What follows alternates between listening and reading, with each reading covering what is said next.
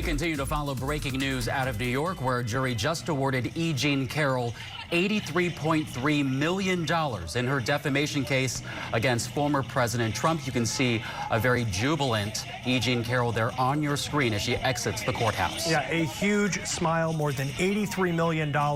As we take a look at these live pictures, I do want to bring in national correspondent Alex Miller, who is in the courtroom. Alex, what can you tell us? I mean, this is more money than a lot of people were expecting. This is more money in some ways than they were expecting. When you look down the break, it's $83.3 million total. But when you look at the breakdown, it's $7.3 million for emotional damages. That is within what they had asked for. They'd asked between $7 and $12 million, but in the end, they really wanted that $12 million. $11 million for reputational damages. Again, they wanted around $12 million for that as well.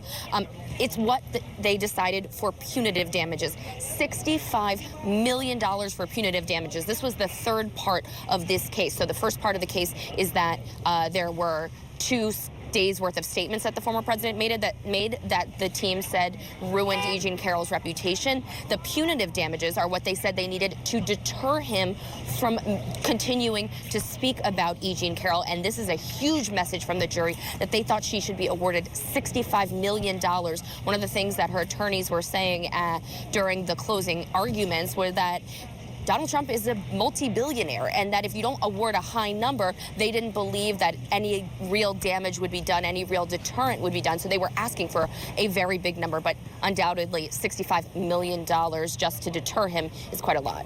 Yeah, and the total being more than 8 times what Carroll initially asked for in the initial lawsuit. One of the things I also found interesting that the judge's advice to jurors were that they never disclose that they were on that jury, Alex.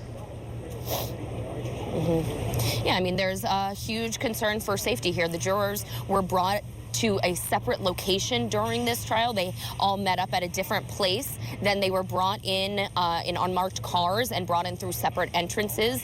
They had to go just back and forth to the jury room throughout the day. This was not a sequestered jury because they were allowed to go home, but at the same time, every precaution was taken to make sure that their names and faces were never going to be known to the public. They didn't, during jury selection, obviously only referred to them as their numbers, and they tried to make it as possible, besides the fact that we knew that there were 7 men and 2 women on this jury.